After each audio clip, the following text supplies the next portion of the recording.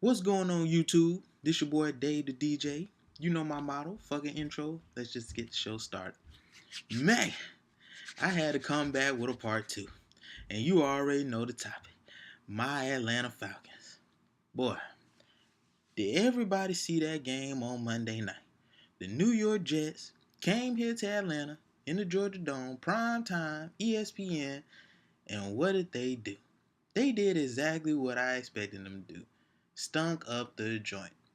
Granted, now they lost by only a couple of points. Forget all that. Forget all that. Because to be honest with you, when you weigh the Falcons and the Jets, there should be no reason it even should have been that close.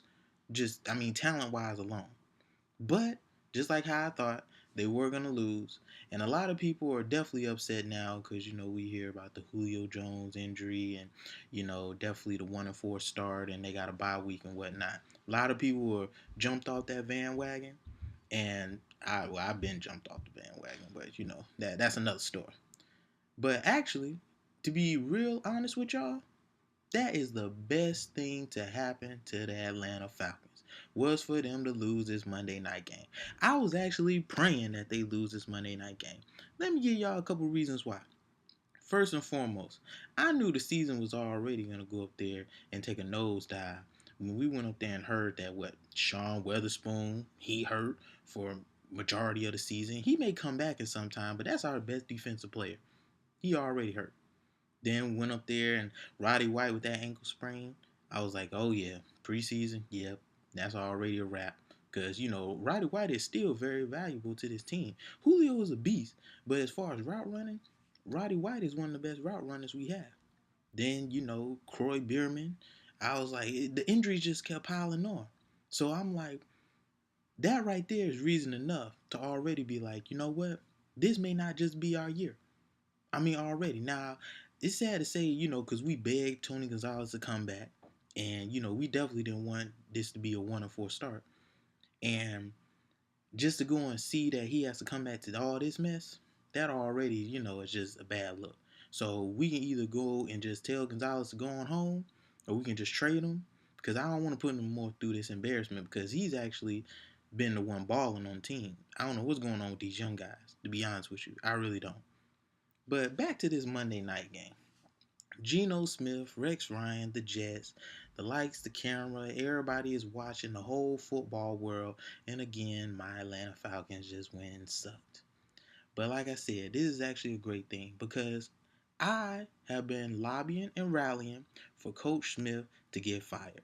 Yes, the legendary Coach Smith who has been here since 2008, and yes, he does have a winning record, all that shit, yada, yada, yada. It's not what you've done for me in the past, it's what you've done for me lately. And lately, I see a 1-4 record. And lately, I go up there and I see two coaches on the hot seat, one in Pittsburgh, one in New York Giants, that hopefully if we fire Coach Smith and they teams keep losing, we can get one of those coaches. Because both of those coaches have won a Super Bowl, both of those coaches are hard nosed, and both of those coaches will light a fire under your ass if you fuck up on a play. And Coach Smith just don't have it. I didn't see him on the sideline. At some point, you're too professional. I know the Falcons pride themselves on being professional, but at some point, you're just too professional. And we need a coach to go up there and take it back to those old Bob Knight days and slap a nigga. Really. If you go up there and get burnt on a play, you don't need to be coming to the sideline smiling. No, I'm going to slap your ass. That's just what it needs to go and do. Or I'm cutting your check. So you can either get a slap or you can get the cut check. That's just how it should be. Realistically. So hopefully Coach Smith can go up there and get fired. We can go up there and bring a real coach in here. Hopefully, and to be honest with you, like I said, I like Roddy White. He's definitely been a valuable asset. I definitely say he's been balling these past years. But everybody can see he is not the same receiver. He is not going to go up there and catch 100 catches this year. I don't think 1,000 yards is going to happen for him. So the best thing we can go up there and do is trade Roddy White. Yes, you said it. Trade Roddy White right now. Like, I would be on the phone right now. I would be calling up Jacksonville. I would be calling up Kansas City. Whoever is in need of receiver, a number one legitimate receiver who still has a lot of good football left in him. I'll be calling him up and definitely try and get a first round pick for him. And I know there would be some teams who would listen Because Atlanta, the only way we're gonna go up there and get better is through the draft. And the only way we can go up there and get the players that we need for this team is to have good high draft picks. You seen what some of these teams that were dead in the water, one draft pick, one quarterback, one player away from turning your whole franchise around. The Colts, the Redskins, a lot of these teams went up there and proven to do it. I didn't even know Seattle was this good until they got Russell Wilson. And you see where they're at. Number one, at least to me, in the NFC right now at this point in time. So like I said, back to my Falcons, man. So let's see. We said fire Coach Smith, trade Roddy White, draft some defensive players, hire one of the coaches, Steelers or the Giants. And hopefully by the time that they build this new Falcon Stadium, we will actually have a legitimate team to justify the new building of the stadium. Because I think that's why we've had so much trouble right now with getting this new stadium, is because people don't feel like the Falcons or any Atlanta team is serious enough to truly contend for any type of championship. Now, granted, yes, we have gotten to the championship game, but we have not won it. And it was so sad to go up there because Monday night I was not only watching the football game, I was also watching the Atlanta Braves get whooped by the Dodgers.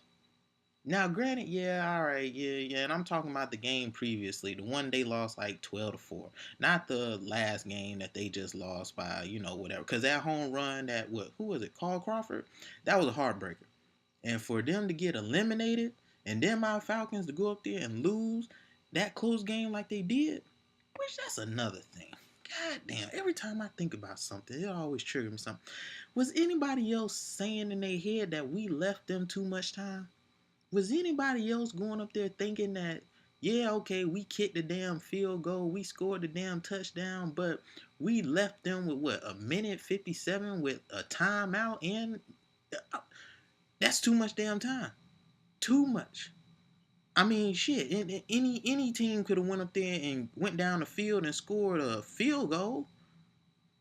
That's just where coaching right there. That's all it is. It's coaching. I mean, the team put itself in position to win, but again, that's just on the coach. We got to go up there, and usually, like I said, when teams start going down, the coach is the first one to get fired. So I'm not talking crazy here. I'm just being realistic. If no one's gonna say it, then shit, I'm gonna go up there and I'm gonna say it because I am a true Atlanta Falcons fan, and we need to go up there and start being hard nosed. This would not fly if it was New York. This would not fly if it was Philadelphia.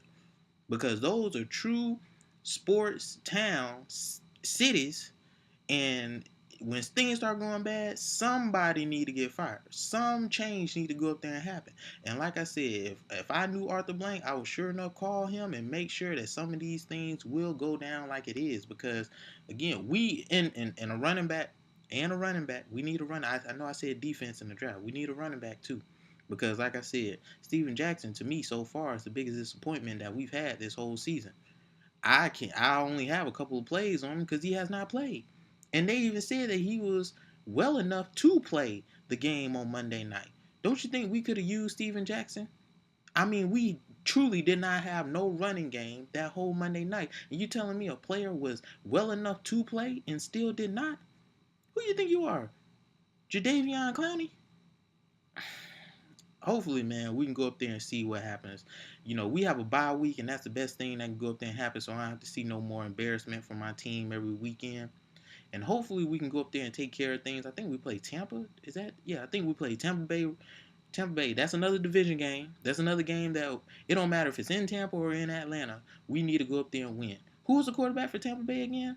I don't know. That's why we should win. That's true enough. So hopefully we go up there and see what happens.